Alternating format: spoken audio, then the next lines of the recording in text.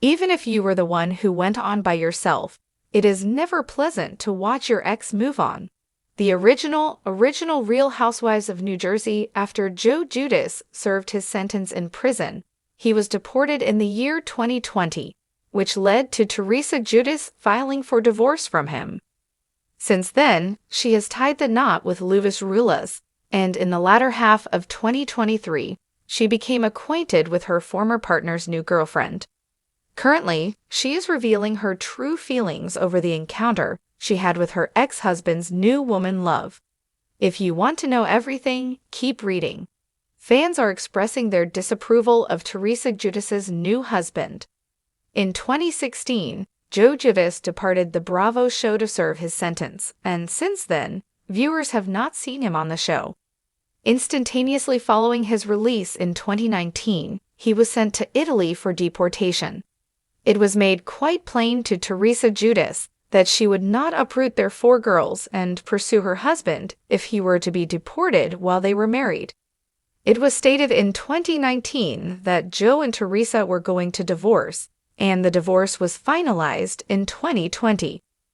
During the same year, she started a relationship with Louis Rulas, and they eventually were married in 2022. In 2021, after Joe had relocated to the Bahamas, the 2 men who would become Teresa's life partners first met. Unexpectedly, Joe and Louis got along swimmingly with each other. The majority of RHONG viewers, on the other hand, do not like Louis. Although he treats Teresa as if she were a queen, his behavior towards the other actors that appear with her is questionable. Recently, he has been subjected to criticism for the comments that he made about Margaret Josephs during the season 14 finale. Louis was the one who proposed that Teresa, her 4 daughters, her ex-husband, and Joe's new girlfriend take a trip to the Bahamas to celebrate New Year's Eve in the year 2023. There was a guest appearance by Teresa Giudice on the Let's Talk Off-Camera podcast hosted by Rhobh. Over the course of the New Year's break, she reminisced on the time she had met Joe Giudice's girlfriend. In her statement, she mentioned that all of them hung out, including her present husband Louis. Teresa stated that everyone had a great time and that it was not strange at all. There was no problem at all. Is Joe Giudice planning to get married in the near future? It has been reported by Bravo that Gia, Joe, and Teresa's daughter has put an end to rumors regarding their marriage. I don't get the impression that he is genuinely interested in going through the entire process of getting married all over again. If I'm being completely honest with you, I believe that he is simply living his life out there. In the process of rebranding himself, Joe Giudice is making a move into the boxing industry. In December, he will compete against a soap star in a boxing battle that will be shown on pay-per-view. As of yet, Teresa has not disclosed whether or not she intends to travel to Bermuda in order to watch the fight. It's a tiny detail, but that's how nerves show up for me, small sabotage. I'm a doer by nature. If my hands are moving, my mind settles. But that day, the butter knife clinked against the plate a little too loud, and the coffee tasted like it had been brewed inside a weight room. I kept telling myself I was fine. I'm Teresa Giudice. I've done table flips and yoga headstands, survived storms and rebuilds. I can handle a hello. Still, I buttered the second piece of toast like it was an apology, set my cup down, and stared at my phone like it owed me courage. There's no handbook for the moment your past walks into the room holding someone else's hand. You can be happy in your life and still feel a little spin in your stomach. That's not drama, that's biology. It's memory colliding with new information. It's the part of your heart that knew him for decades nodding to the part of your heart that grew up and moved on. I'm good, I texted my friend, because our group chat had become a pep rally since I agreed to this lunch. It's just a lot. She sent back a string of glitter hearts and a little flexed bicep. I laughed. I needed that. Setting the scene, we picked neutral territory, a bright cafe near the water, the kind of spot where the menu is laminated and the iced tea comes in tall glasses that sweat down the sides. No white tablecloths, no chandeliers, no place for a scene, just sunlight and chatter and the hum of people living their lives. I arrived 10 minutes early because I'm never late for the big things. I like to watch a room before I have to be the room. A server led me to a table near the window. Outside, boats nodded at their leashes like lazy dogs. I set my bag down, smoothed the front of my dress, and took a breath. I could feel all the versions of me that had brought me here. 20-something Teresa in love, 30-something Teresa with babies on her hip, 40-something Teresa who learned how to carry the weight and also put it down. They all pulled up a chair. We were ready. Joe texted, "Parking. Be right in." Classic. I smiled. And then the door swung open, and there he was, familiar in that way that lives in your bones, even when your life has become something else. Beside him stood a woman who would have been a stranger to me if not for the context. She had that calm look people have when they're trying to be respectful of a space that isn't theirs yet. Dark hair, a simple blouse, a necklace she must have picked up without thinking too hard. She looked like someone who remembers birthdays. "Teresa," she said, offering a hand that turned into a hug when I stood. She told me her name. For this story, let's call her Isabella. I've heard so much about you. Only the good, I hope, I answered, because that's a joke that keeps oxygen in the room. Mostly, she said, eyes flicking to Joe, who shrugged like what can I say? We sat. Menus were offered and ignored, because who eats in the first 3 minutes of a moment like this? Ice water arrived, a perfect prop, something to hold and sip while our instincts negotiated the terms. The unsaid and the said. I've learned something about first meetings. We all come with invisible luggage. Some of it is rolling quietly behind us. Some of it is stuffed under the table with the napkins and the dropped silverware. I didn't want to pretend we didn't have bags. So, I started, "Thank you for coming. I know this is weird." "It doesn't have to be," she said. Her voice was steady, not breezy. "I wanted to meet you. The girls are your world." There it was, the bridge. You'd think the bridge would be Joe, but it wasn't. It was our daughters. Being a mother is a language you can speak without conjugation. It's verbs and actions and calendars full of color-coded lives. It's 1,000 quiet decisions that become a person. When she said the girls, she didn't say it like a category. She said it like she knew their names and the way their laughter hits different rooms. "Thank you," I said. They're everything." The server returned, patient. We all ordered salads, the universal compromise, light enough for nerves, substantial enough for sincerity. "I don't want to come in hot," I continued. "But I'm direct. You'll learn that fast. I want to know who you are. I want to know what you want. With Joe, with life, with all of this." I drew a circle in the air that included the table, the cafe, the whole messy, beautiful family dynamic we were agreeing to try. Isabella nodded. "I get it," she said. "I've been careful because I know I'm stepping into a story already in progress. I'm not here to rewrite it. I'm here to read it, respect it, and add my chapter if that makes sense." It did. It does. The best new characters in any story arrive with curiosity, not correction. Joe cleared his throat, but I could tell he was relieved we were handling the heavy lifting. He's never loved the delicate stuff. He's a broad strokes guy, but life is detail. It's the tiny stitch that keeps the hem from unraveling.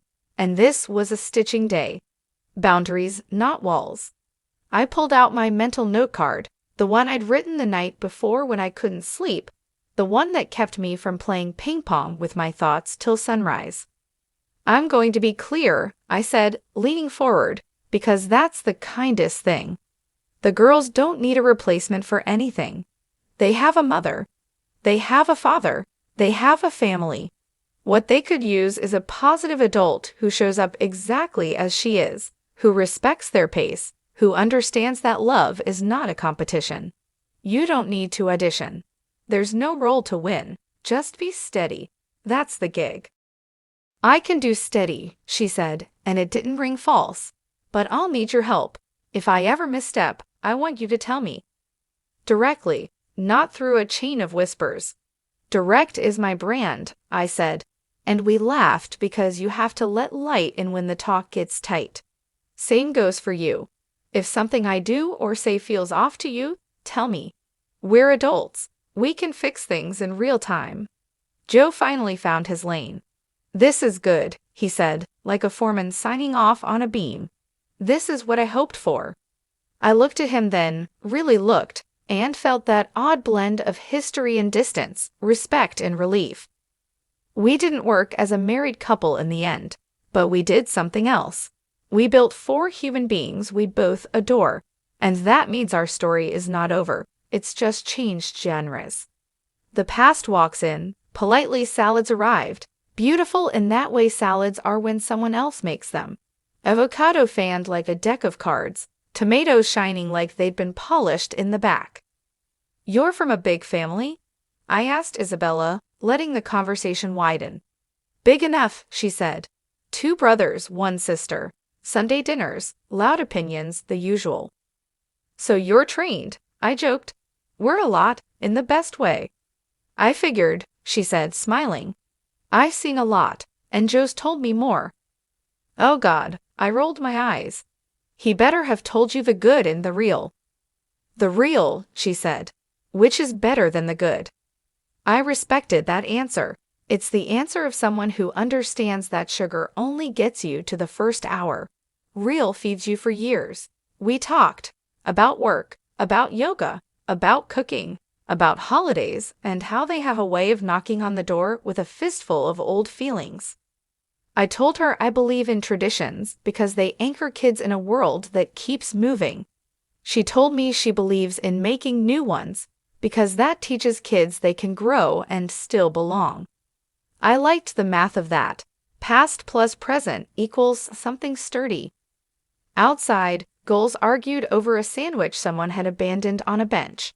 Inside, the ice clinked, the air hummed. People came and went, barely glancing at us, just 3 people negotiating a small miracle. A story within the story. At some point, I excused myself to the restroom. It wasn't an escape. It was a reset. In the mirror, I checked my lipstick and looked myself in the eye. You're doing fine, I told the woman looking back. You can hold grace and boundaries at the same time. My reflection didn't laugh, she nodded. When I came back, the 2 of them were talking about music. It was a soft little scene, 2 grown-ups finding common songs. It didn't make me jealous. It made me grateful. This is the gift when everyone is healed enough to see it. The person you once loved gets to be loved well. If that love is good, it ripples out. If that love steadies him, it steadies the parts of your world he still touches. That's not losing. That's winning by a different score.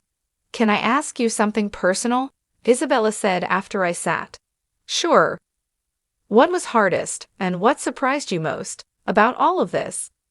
All of this. She said it so simply you could almost miss what she meant. The storm years, the quiet rebuild, the cameras, the kids growing up in real time, the way a family learns to be a new shape without breaking.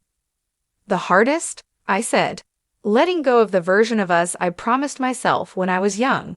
You think if you work, and you love hard, and you pray, you can keep a thing from changing. But life changes anyway. The surprise was learning that change doesn't have to be a failure. It can be an evolution, and if you let it be, it's softer than you think. She sat with that. I can respect that, she said quietly. And you? I asked, flipping the question back because I wanted to know who she was when the spotlight wasn't on her. The hardest is knowing I'm stepping into a public story that started long before me. The surprise has been how human it feels up close.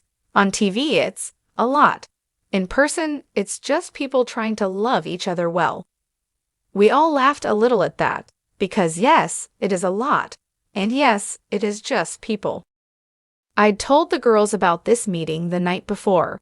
We did a quick family FaceTime that turned into a chorus of feedback, because in our house, opinions don't whisper. One daughter said, "Be nice, Mom, but be you." Another said, "Ask the real questions." Another, "Take a picture of the food." That one made me laugh. No one in this family will ever go hungry for content. The youngest asked, "Will she like us?"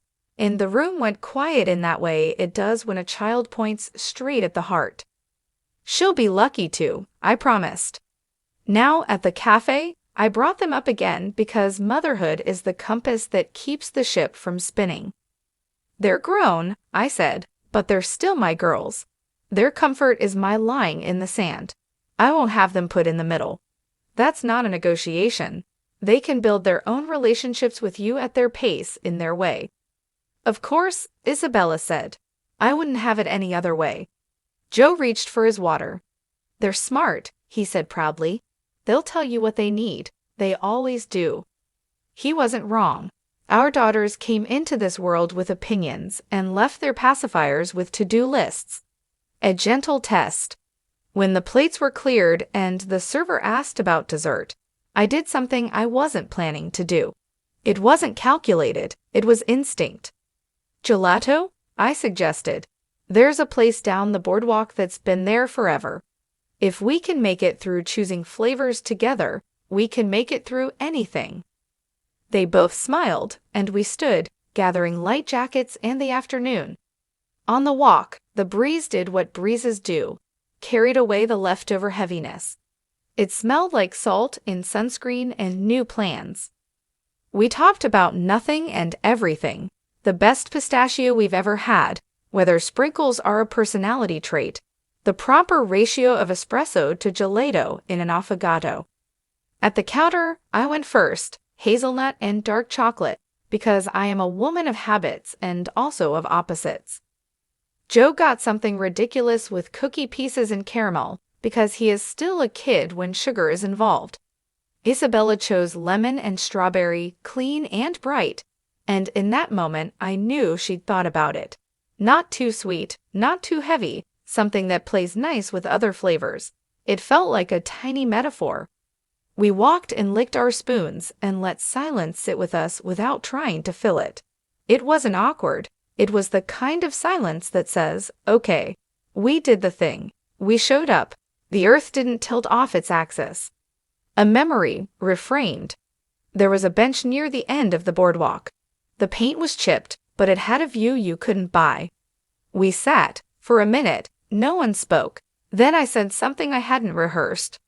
"Do you know what I remember most from when we were young?" I asked Joe, eyes still on the water. "Sundays. The way the whole day smelled like tomatoes and basil. The noise, the chaos, the love." "Me too," he said, soft in a way we don't always get to be. "It's still there, different, but still there." "It is," I agreed. "And that's what I want for us now. Different, but still there." "I can do that," he said.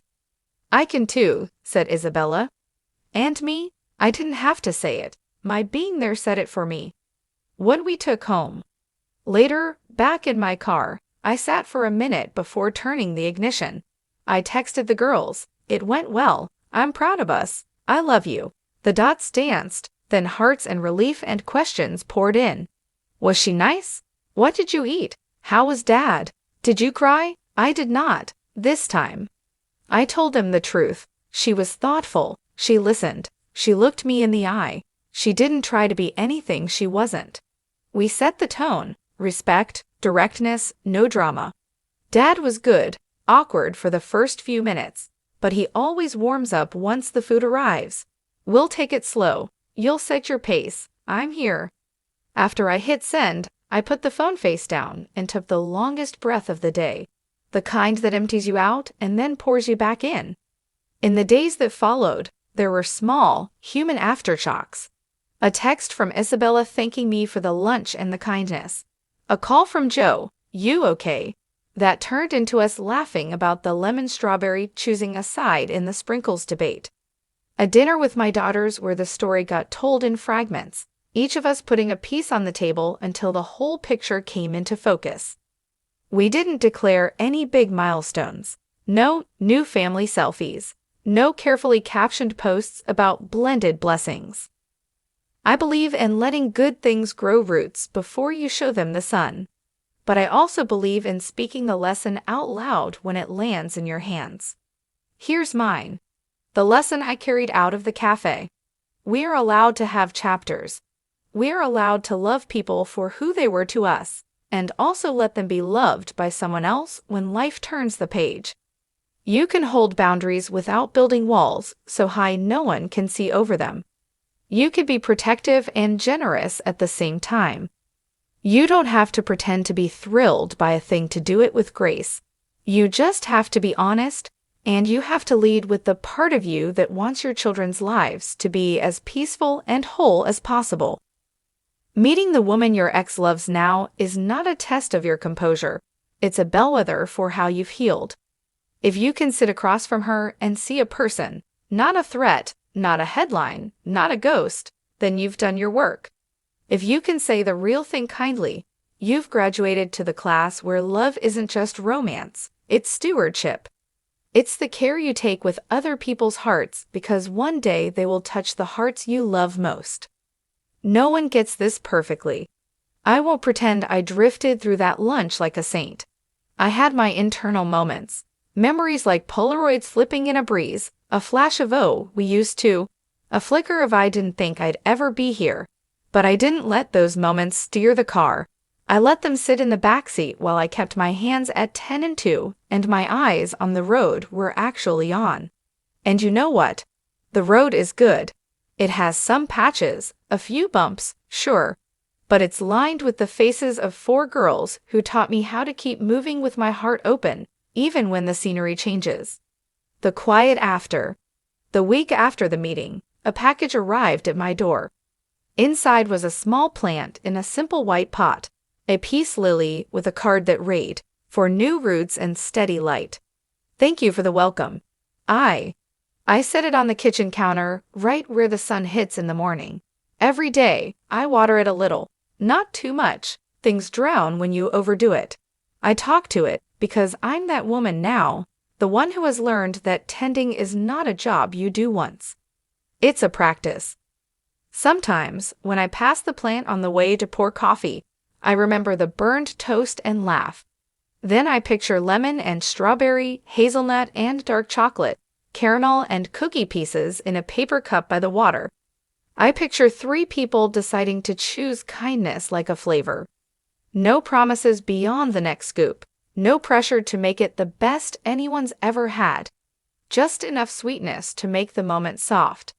That's what we left with, the 3 of us, not a contract, not a caption, a softness. A choice to meet each other where we are and carry the conversation forward without claws out. A willingness to be the grown-ups we needed when we were younger, to set down what didn't serve us, to carry the rest with care.